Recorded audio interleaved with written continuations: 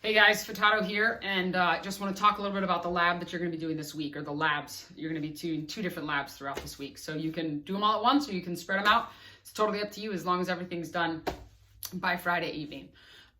Actually, I think it's by Thursday. Sorry, by Thursday evening. So the two labs that you're going to be doing, or semi-doing, because of course I would love for you guys to be doing these with us, but you're going to be watching Miss Thompson and I do them instead for this year.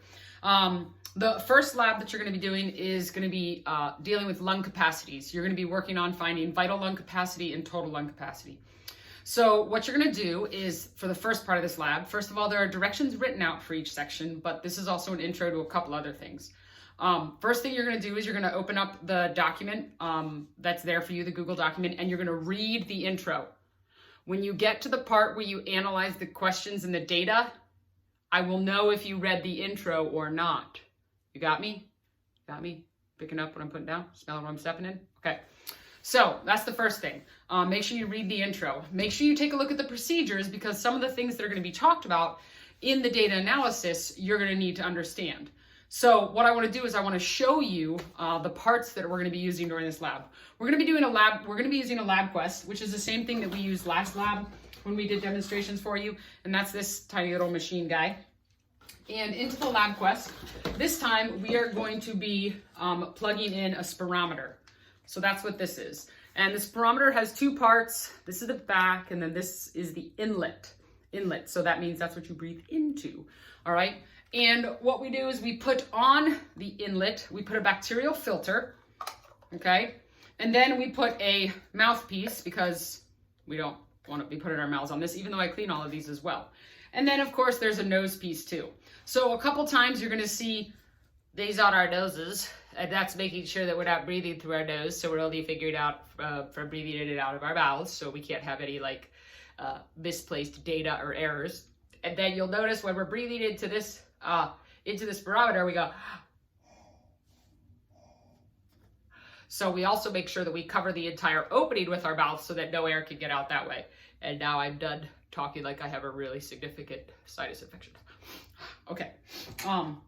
Poor Miss Thompson has to wear this for a lot longer than I do. So these are the parts that you're going to be seeing in the videos, the parts that are going to be mentioned in the procedures and in the data analysis as you're going through that.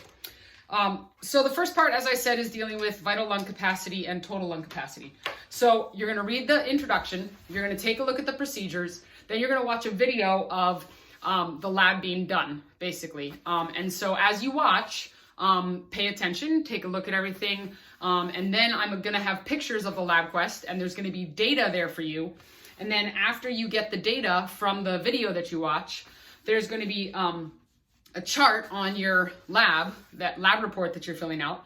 There's going to be a chart there, and you're going to use the information that's present and the information from the lab to calculate to calculate vital capacity and total lung capacity.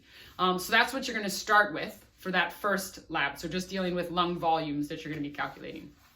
After you finish that, you're going to open the second lab. Now, the second lab is dealing with hyperventilation, hypoventilation, and respiration when there's some sort of a physiologic challenge. In this case, it's going to be biking. So I'm going to be doing hyperventilation and hypoventilation demos. You can see the little head of my mom's dog right there. I should have let her say hi. She's resting. Oh, there she went down. So I'm going to be doing hyperventilation, hypoventilation, and I'll show you baseline. And then we'll get baseline from Ms. Thompson, and she's going to do the exercise or the response to respiratory challenge. Same thing as before. Make sure you read the entire introduction, okay? Then look at the procedures, read through the procedures. Then you're going to watch the video and there's separate segments for each of the activities. All right, you're going to watch the video. You're going to take a look at the pictures that are involved in the video and that are posted in terms of the graphs that are from the lab quest. Then there's going to be data tables that you're going to need to fill out. For the second lab, you are going to be calculating minute ventilation, and you're going to be calculating respiratory rate. And you need to pay attention, because the equations to do that are included in the videos, in the procedures, and in the data tables to help you out. So you want to make sure, again, that you're taking a look at that intro and you're taking a look at those procedures as you go. So once you have all the data from hyperventilation, hypoventilation, and the respiratory challenge, you're going to use the different data to make some different comparisons in your lab document. So there's a Google Doc that is on Schoology in the assignment for this week. It's a separate assignment, so you want to make sure you open that. You want to be filling it out as you go. I suggest you have it open in a separate tab so that you can access it easier as you're working through all of this, and you can fill it out as you go as well. And then you're going to finish all of your data analysis, referencing the data that you have from the videos that we're doing, the data that you have and the information that you have from the intro, as well as the introduction video, which you're going to watch right after this on spirometry. And that's going to really help with a lot of what you're doing. And then you'll finish all of the rest of the analysis questions. Don't forget the introduction and the conclusion. People miss those, and then they lose whole sections of points, okay? And then that's what you're going to submit, and that has all the information from both of the labs that are involved in this Google site. So the biggest thing I can say, and I say this every time, is to read, follow all the directions, and ask questions if you're confused. You can ask me in class, because you'll have time in class to work on this, or you can ask me on Schoology. You can send a message to me if you have any questions or any problems. I think that's all. I think so.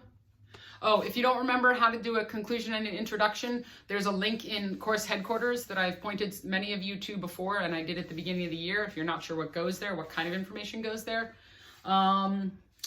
See my notes.